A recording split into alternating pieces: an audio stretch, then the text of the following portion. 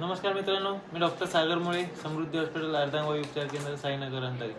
आमच्याकडे शांताबाई साबळे लिंगेवाडीचं पेशंट आलेलं होतं. त्यांना पॅरालिसिस झालेला होता. आजीचं वय आहे जवळपास 90 वर्ष. 90 वर्षाच्या आजी ज्यावेळेस आणल्या होत्या आमच्याकडे, अक्षरशः उचलून आणलेल्या होत्या. 4 लोकांनी उचलून आणलं होतं. पहिल्या दिवशी ज्यावेळेस कंडिशन बघितली तर पेशंटची कंडिशन खूप खराब होती, क्रिटिकल होती. त्यांना सांगितलं सगळ्या गोष्टी मी अशा आहे. ॲडमिट केलं. 6 दिवस जवळपास आमच्याकडे ॲडमिट राहिल्या. 6 दिवसामध्ये आजी जवळपास 90 ते 95% चांगले झालेले आहे आणि खूप चांगले झालेले आहे. स्वतः चालताय, फिरता. आता आपण त्यांच्या नातेवाईकाशी चर्चा करूया. दादा नमस्कार. तुमचं नाव? रामधन लक्ष्मण साबळे. बरं, कोण आहे तुमच्या ह्या? आई.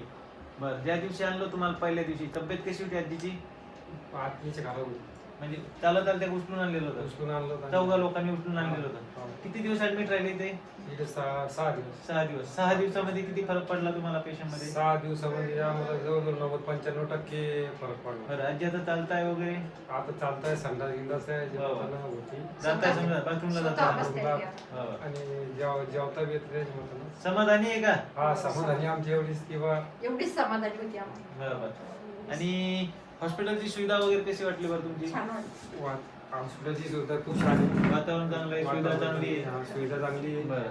आणि पुढे सगळ्यांचं एक प्रेम सगळ्या एकालाच राहायचं. नाही. आम्ही 7 दिवसाची घरी पण गेलो नाही, पण हो. इथंच आम्हाला असं वाटत नाही डॉक्टर आहे म्हणून. हो. कर्मचारी वगैरे सगळे आमचे बाकी स्टाफ सगळे सगळे चांगले सगळे चांगले आहे ना? सगळे सगळे पण समाधानी आहे ना? हा, ते कर्मचारी तर आहे छान, पण डॉक्टर पण लय छान आहे, मॅडम पण लय छान. सध्यात उत्कृष्ट म्हणजे मॅडमचं जे आता हे त्याच्यात हो. सहभाग आहे. मॅडम मुळे जे पेशंट लवकर बरे होतात. माझं पेशंट बघणं, राहून घेणं या गोष्टी पण मॅडम बघतात. हे पण काळजी घेते. हो. कर्मचारी बी खूप काळजी घेतात. चांगलं आहे ना?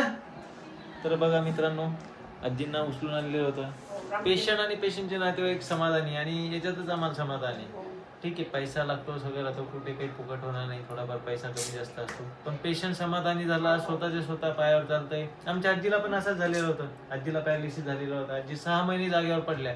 6 महिने जागेवर पडल्या. मी हातबल होतो, का बरं, माझं शिक्षण वगैरे चालू होतं त्यावेळी. ते शिक्षण चालू असताना त्यावेळेस काही असं हे नव्हतं माझं, की बा जस्ट ॲडमिशन घेतलं होतं मी डॉक्टरकीला. आजी अशाच पडलेल्या होत्या.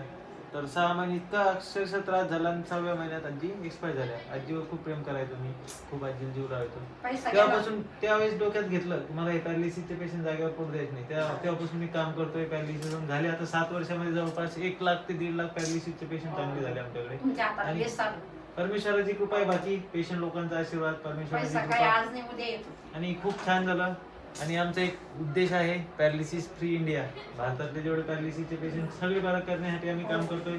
यामध्ये तुमच्या सगळ्यांचा सहभाग लागेल. कोणी जर पॅरालिसिसचं पेशंट असेल तर एक वेळेस आमच्या हॉस्पिटलला नक्की भेटावे, जेणेकरून जे आमचा उद्देश ध्येय आहे पॅरालिसिस मुक्त भारत, यामध्ये सगळ्यांचा हातभार हा तिकडे छान मोठं सेटअप आहे. आता आपलं तिकडे चालू आहे, 100 बेडचं हॉस्पिटल करतोय आपण. तर त्यामध्ये चालतं मित्रांनो, हा व्हिडिओ जास्तीत जास्त लोकांपर्यंत पोहोचावा, जेणेकरून कोणी पॅरालिसिसचं पेशंट बेड रिटर्न असेल, जागेवर पडलेलं असेल, तर आपण त्यांना लवकरात लवकर बरं करू शकतो. धन्यवाद. जय श्रीराम.